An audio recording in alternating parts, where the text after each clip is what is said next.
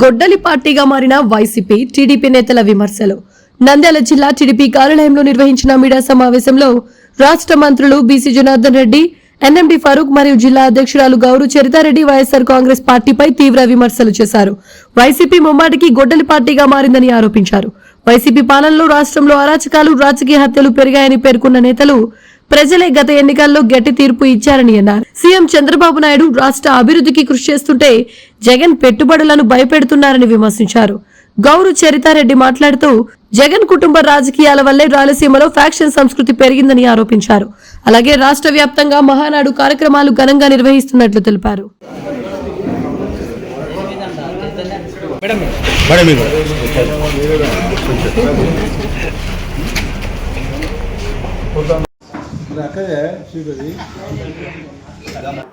అందరికీ నమస్కారం.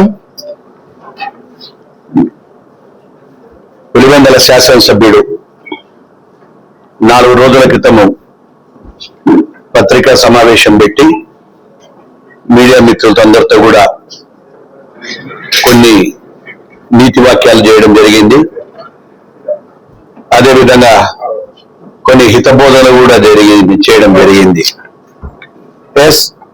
ఖచ్చితంగా ముమ్మాటికి కూడా మా పార్టీ అని ప్రజలందరూ కూడా మాట్లాడుతున్నప్పుడు వైఎస్ఆర్ పార్టీ పేరు వైఎస్ఆర్ పార్టీ కాదు, ముమ్మాటికి ఇది గొడ్డలి పార్టీ అనేటువంటి దాన్ని మేము నామకరణం చేసినామని చెప్పాము. ఎందుకు చేసినామని చెప్తే గత 5 సంవత్సరాలకే జరిగినటువంటి పరిణామాలు కానీ, ఇప్పటికీ జగన్మోహన్ రెడ్డిలో చూస్తున్నటువంటి ఒక ప్రవర్తనను కానీ, వారు అనుసరిస్తున్నటువంటి ప్రతి విధానాన్ని కూడా చూసిన తర్వాత వైఎస్ఆర్ పార్టీ ముమ్మాటికి గొడ్డలి పార్టీ అని చెప్పడం జరిగింది. దాని దృష్టిలో ఉంచుకొని దాని మీద వివరణ ఇస్తూ వైఎస్ జగన్మోహన్ రెడ్డి గారు ఈరోజు అనేకమైనటువంటి సందర్భాలలో ఆ సందర్భంలో మాట్లాడినటువంటి ఏ ఒక్క వాక్యము గాని ఒక్కటి గాని నిరూపణ లేని, ఆధారాలు లేని మాటలు మాట్లాడారు. ఈరోజు ఎందుకు చెప్తున్నాము వైఎస్ఆర్ పార్టీ గొడ్డలి పార్టీ అంటే, మీరు ఆ రోజు సొంత బాబాయిని చంపిన తర్వాత, గొడ్డలితో చంపిన తర్వాత పులివెంద ప్రజలు సొంతము ఈ చిన్నాన్న గారి కూతురు, అక్కడ స్థానికంగా ఉన్న ప్రజలు అందరూ కూడా ఇది హత్య చేశారు గొడ్డలితో అని చెప్పినప్పుడు నువ్వు ఆ రోజు ఉన్నటువంటి జగన్మోహన్ రెడ్డి గారు దానికి ఆ రోజు ఏ విధంగా కూడా స్పందించలేదు. ఆఖరికి వివేకానంద రెడ్డిని హత్య చేసినది చంద్రబాబు నాయుడు. ఆ విధంగా చెప్పినటువంటి చంద్రబాబు నాయుడు హత్య చేసినారని చెప్పి అబద్ధపు ప్రచారం చేసినటువంటి జగన్మోహన్ రెడ్డి ఈ రోజుడికి 5 సంవత్సరాలు జరిగింది.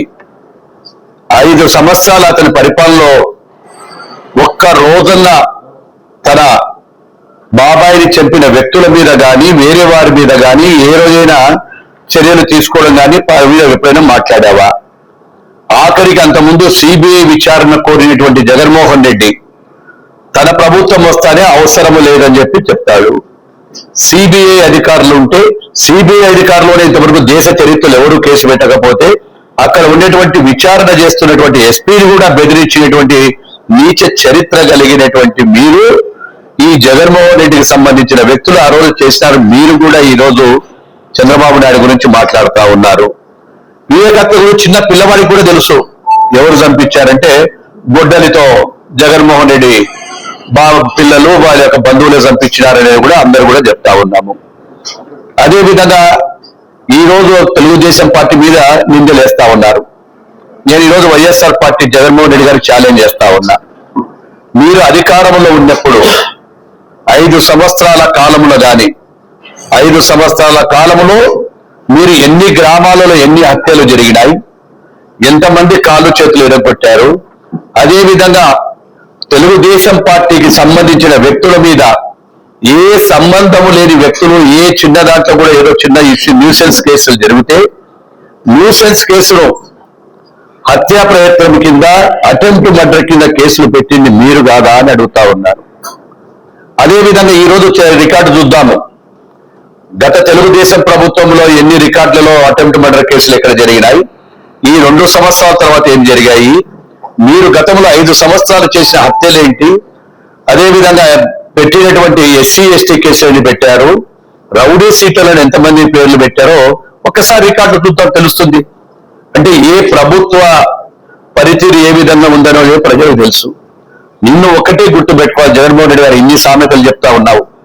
151 సీట్ల నుంచి 11 సీట్లకి నేను మిగిల్చారంటే ప్రజలు నీ యొక్క మనోభావాలు ఏముంటాయి, నీ చరిత్రను కూడా ప్రజలు నీ నడివడికన 5 సంవత్సరాల కాలంలో నువ్వు చేసినటువంటి అరాచకము, నువ్వు చేస్తున్నటువంటి అరాచకము, ఆ అరాచకాలను చూసిన తర్వాతనే నిన్ను 151 నుంచి 11కు దింపినాడే, ఇంకా నీకు మాట్లాడుతున్నావా అని అడుగుతా ఉన్నాను. ఈ స్వభావం ఏంటి? ఒక ప్రజావేదిక, ప్రజల సొమ్ము అంటే ప్రజల సొమ్మును, ప్రజావేదికను ఎవరైనా ఒక మొట్టమొదటిసారిగా ముఖ్యమంత్రి అయిన వ్యక్తివి ఒక మంచి ఆలోచనలతో ప్రజలకు మేలు చేసే విధంగా, ఈ యొక్క ప్రజలకు న్యాయం జరిగే విధంగా మాట్లాడాల్సింది పోయి ఆ ప్రజావేదికలో కూర్చొని అట్టహాసాలు, వికటట్టహాసాలు చేస్తూ ఇక్కడి నుంచే మొదలు పెడుతున్నాను నేను అరాచకాన్ని, ఇక్కడి నుంచే నేను పెడుతున్నాను అరాచకం, ఏ విధంగా చేస్తాను దీన్ని పగలగొట్టి చూపిస్తానని. ఏమి నీకు వచ్చింది నీకు ఆ ప్రజావేదికను కూలిస్తే? ఆ ప్రజావేదికను కూల్చడం ద్వారా నీకు వచ్చిన లాభం ఏంటి? ప్రజలకు ఏంటి? నువ్వు తీసుకున్న పాలసీలు ఏమైనా ఫాలో అయినావా అని అడుగుతా ఉన్నాను. అంటే నీ యొక్క స్వభావం, క్రిమినల్ స్వభావం కావచ్చు, రాక్షస స్వభావం కావచ్చు, నీ మనస్తత్వం అక్కడే తెలిసిపోతా ఉంది, నీవు ఎట్లా విధంగా చేస్తావు. అందుకే ప్రజలు చూశారు ఎక్కడి నుంచి ఎక్కడికి రావాలి, ఏ విధంగా ఉండాలి అనేటువంటిది నీ క్రూరమైన స్వభావం. ఏ నాయకుడు కూడా ప్రజల సొమ్మును, ప్రజలతో కట్టినటువంటి భవనాలను అవసరమైతే ఎక్కడైనా రోడ్డు వైండనీగలోనో ఇంకొక దాంట్లో ఎక్కడైనా రోడ్డు వైండనీగలు కానీ అవసరమైన చోట చేస్తారు. కానీ ఒక ప్రజావేదికను ప్రజలకు సమస్య, ప్రజలు కూర్చొని మాట్లాడేదాన్ని ఈ రోజు మీరు కూల్చేసినామంటే నీ స్వభావము, ఈ ఫ్రాక్షన్ స్వభావం కానీ క్రూర ముఖతో మా ముఖం కాదా అని తెలియజేస్తా ఉన్నాను. అంత ఎందుకు ఇప్పుడు ఒక ప్రజలు చూస్తా ఉన్నారు, దేశంలో ఏ ప్రధానమంత్రికి లేదు, ఏ ముఖ్యమంత్రికి లేదు, ఇంటి చుట్టూ నువ్వు పెట్టుకునేటువంటి ఇనుప కంచె ఏ విధంగా నువ్వు పెట్టావో, ఎన్ని అడుగులు పెట్టావో దాన్ని కూడా ఒక చర్చలో భాగమైంది.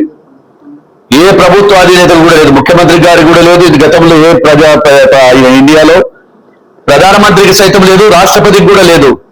ఇంటి చుట్టూ ఇనుప కంచె చేశావంటే నీలో అభద్రతా భావం ఉంది. ఎందుకు నీలో అభద్రతా భావం ఉందంటే నువ్వు చేసినటువంటి హత్యలు కావచ్చు, ఎన్నో కుటుంబాలను నాశనం చేశారు కాబట్టి ఆ కుటుంబాలలో ఎక్కడైనా ఏదైనా చేస్తారో అనేటువంటి ఒక అభద్రతా భావంతో ఇప్పటికి కూడా బతుకుతా ఉన్నావు. అంత ఎందుకు నీ స్వభావం ఏ విధంగా తెలిసిపోతుంది.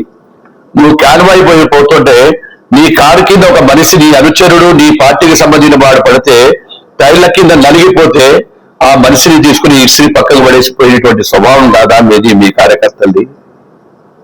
ఏ విధంగా చెప్తున్నావు జగన్మోహన్ రెడ్డి గారు? మళ్ళీ నువ్వు కూడా వచ్చి నీతులు చెప్తున్నావు, నువ్వు నీతులు చెప్పేటువంటి కాదా అని చెప్పి అడుగుతా ఉన్నాను. ఒకటి ఇక్కడ రాజారెడ్డి గారిలో ఉండేటువంటి DNA, రాజారెడ్డి గారిలో ఉండేటువంటి క్రూర స్వభావాలు ఏవి ఉన్నాయో ఆ క్రూర స్వభావాలన్నీ కూడా జగన్మోహన్ రెడ్డి గారికి వచ్చాయి. ఆయన చేసేటువంటి అకృత్యాలని గతంలో రాజారెడ్డి ఏ విధంగా చేశారో పులివెందుల చుట్టుపక్కల కానీ కడప, అనంతపూర్ జిల్లాలో అందరికీ కూడా ప్రజలకు తెలుసు.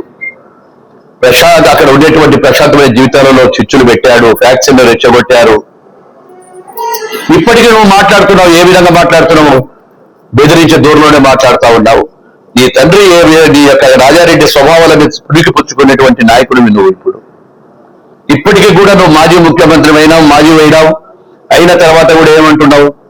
పరిశ్రమలు ఎవడైనా పెడతాన్నారు, నేను వస్తాను, మళ్ళీ నేను వచ్చిన తర్వాత జైల్లో పెడతాను అంటే ఎవరైనా ఒక కాంట్రాక్ట్ చేస్తే జైల్లో పెడతానంటావు. PPP మోడల్ ఎవరైనా తీసుకొస్తే మెడికల్ కాలేజీకి సంబంధిస్తే వాళ్ళను ఎవరైనా పెడతానంటావు. పరిశ్రమలు ఎవరైనా కొత్తగా వచ్చి ఏమైనా మేము ఇచ్చేటువంటి సబ్సిడీలు కానీ ఇన్పుట్స్ కానీ పెడితే ఈ రోజు వేల మంది, వందల మంది కూడా ఈరోజు CII మీటింగ్ లో ఈ రోజు చేసుకునే వాళ్ళందరినీ కూడా బెదిరించే ధోరణిలో మాట్లాడుతూ ఉన్నాం. పరిశ్రమలు పెడితే నేను వచ్చిన తర్వాత అంతూ తేలుస్తా, జైల్లో పెడతా. అయ్యా నీకు జైల్లో ఉండేది ఇష్టం కాబట్టి, నువ్వు ఎన్నో రోజులు జైల్లో ఉన్నావు కాబట్టి మీరెక్కడ అందరూ జైల్లో ఉండాలని ఎందుకు కోరుకుంటారు? ఇంకొక విషయం కూడా చెప్తున్నా అందరికి దయచేసి, ఈ రోజు పత్రికా ప్రతినిధుల మీద కూడా ఏదైనా కొన్ని వాస్తవాలు మా మీద కూడా గతంలో ఎన్నో సార్లు ఈనాడు రాసింది, ఈ యొక్క TV5 చూపించింది, ABN చూపించింది, NTV చూపించింది, TV9 చూపించింది, అందరూ కూడా చూపించారు మా మీద. వాళ్ళకు ఉండేటువంటి హక్కులు, వాళ్ళకు ఉండేటువంటి పత్రికా ప్రతినిధుల మీద మాట్లాడి వాళ్ళు చేస్తే తెలుగుదేశం పార్టీ ఏ రోజు కూడా మేము పిలిచలేదే. మేము అధికారంలోకి వచ్చి నీ అంతు చూస్తాను, నేను అంతకాలం వచ్చి నేను జైలు నెంబర్ చుట్టూ తిప్పి తిప్పి కొడతాను, మీకు జైలు చుట్టూ తిప్పి తిప్పి కొడతాను అంటే నీ స్వభావం ఎక్కడో జగన్మోహన్ రెడ్డి గారు. పత్రికల మీద, పత్రికా యజమానుల మీద వారిని కూడా సంపుతాను, చూస్తాను, మిమ్మల్ని జైల్లో పెడతాను, లేకుంటే జైల్లో చుట్టూ తిప్పుతానేటువంటి స్వభావం నువ్వు కూడా ఈ రోజు చేస్తా ఉన్నావు. నీకు ఒక పత్రిక ఉంది, సాక్షి పత్రిక. మీ వాళ్ళ మీద ఎప్పుడైనా మేము ఏమైనా చేయగలిగినామా? మా నాయకుడు చంద్రబాబు నాయుడు కానీ, మా తెలుగుదేశం పార్టీ కానీ, మా యువ నాయకుడు కానీ, మేము కానీ ఏ రోజు కూడా మాట్లాడలేదు. మీ స్వభావం అది. పత్రికా ప్రతినిధులను, పత్రికా విలేకరులను, పత్రికా అధిపతులను కూడా బెదిరించే స్వభావం నీది. అందుకే నేను గొడ్డలి పార్టీ అని చెప్తా ఉన్నాం. Thank you.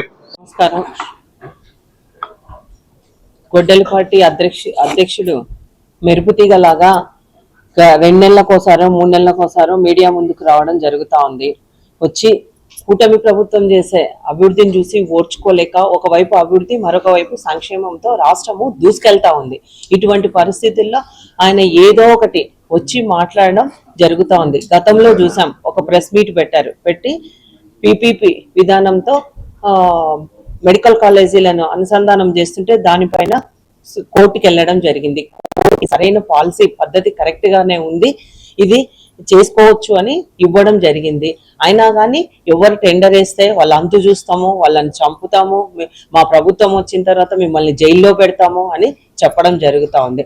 మళ్ళీ ఇంకొకటి, మళ్ళీ ఓ 3 నెలల తర్వాత మళ్ళీ మీడియా ముందుకు రావడం, మళ్ళీ మనకి ఏదైతే అమరావతికి చట్టబద్ధత వచ్చిందో దానిపైన మళ్ళీ మావిగన్ అని కొత్త పంత తీసుకొని వచ్చి ఏదో పిచ్చి పిచ్చి మాటలు, వాళ్ళకి ఇంకా భవిష్యత్తు లేదు ఇంకా అనేది తెలిసిపోయింది, మరి అది తీసుకొని రావడం జరిగింది. మళ్ళీ మొన్న వచ్చి గొడ్డలి పార్టీ అన్ని చెప్పేసరికి మేము శాంతి అట్లా అని ఏమేమో చెప్తా ఉన్నారు. అదంతా ముందే అందరికీ తెలుసు. వాళ్ళ సొంత బాబాయిని వైఎస్ వివేకానంద రెడ్డిని వాళ్ళే చంపి, అది కూడా మళ్ళా హార్ట్ అటాక్ అని అందరినీ నమ్మబలికి అవి కత్తిపోట్లు ఉన్నాయని ఆ వివేకానంద రెడ్డి గారి కూతురు సునీత గారే ఇది కాదు దర్యాప్తు చేయాలంటే అప్పుడు దర్యాప్తు చేస్తే మరి దాన్ని నారాసుర రక్త చరిత్ర అని చెప్పేసి మరి చంద్రబాబు నాయుడు గారే హత్య చేయించారని ఇట్లాగా ఏవేవో అంటే వాళ్ళకు ఏం చెప్పాలో తెలియడం లేదు. ఈ ఒకవైపు రాష్ట్రం ప్రగతి పదంలో నడుస్తా ఉంది. అందుకే ఇప్పుడు మళ్ళీ దాన్ని వెనక్కి లాగాలి. ఆయన అంతా వాళ్ళ చేత కాదు, చేసే వాళ్ళని వెనక్కి లాగడం వాళ్ళ నైజం. అంతేకాకుండా రాయలసీమలో గతంలో ఫ్యాక్షన్ విపరీతంగా ఉండేది. అప్పుడు చంద్రబాబు నాయుడు గారు ఫ్యాక్షన్ రూపుమాపాలి అని చెప్పేసి సీతారామాంజనేయులు అనే ఒక ఎస్పీ గారు మనకు వచ్చి కర్నూలుకి వచ్చిన తర్వాత చాలా అంటే ఫ్యాక్షన్ అనేది పూర్తిగా రూపుమాపి ఈ రోజు రాయలసీమలో ఎంత డెవలప్మెంట్ జరుగుతా ఉంది, ఎన్ని పరిశ్రమలు వస్తా ఉన్నాయి.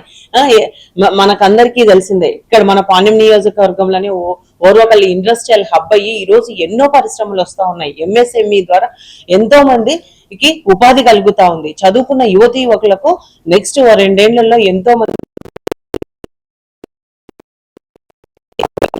మాటలు మాట్లాడుతూ ఉన్నారు. ఇవన్నీ రాష్ట్ర ప్రజలంతా గమనిస్తా ఉన్నారు. గతంలో 151 సీట్లు వచ్చిన వాళ్ళను 11 సీట్లకే పరిమితం చేశారు. ఇప్పుడు మళ్ళీ ఒక సింగిల్ డిజిట్ కూడా వాళ్ళని మళ్ళీ అధికారంలోకి తీసుకురావడానికి ఏ ఒక్కరు ముందుకు రావడం లేదు. కాబట్టి ఇది ప్రజలే నిర్ణయం తీసుకుంటారని కూడా ఈ సందర్భంగా తెలియజేస్తున్నా. వాళ్ళది ముమ్మాటికి గొడ్డలి పార్టీనే, మేము పెట్టుకున్న పేరే గొడ్డలి పార్టీ అది అని కూడా తెలియజేస్తా ఉన్నాం.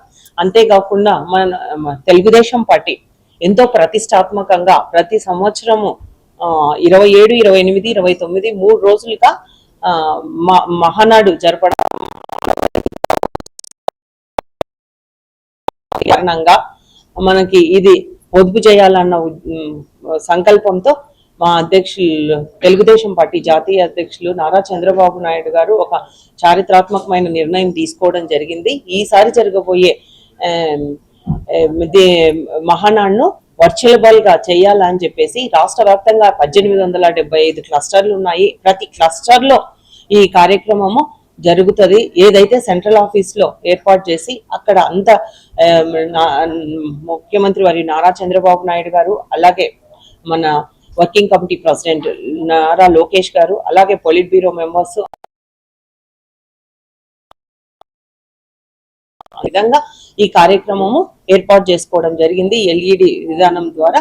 కాబట్టి పెద్ద ఎత్తున అభిమానులు, తెలుగుదేశం పార్టీ నాయకులు, కార్యకర్తలు అందరూ ఈ కార్యక్రమాన్ని విజయవంతం చేయవలసిందిగా కోరుతా ఉన్నా. వివిడి న్యూస్ టీవీని తక్షణమే సబ్స్క్రైబ్ చేసుకోండి.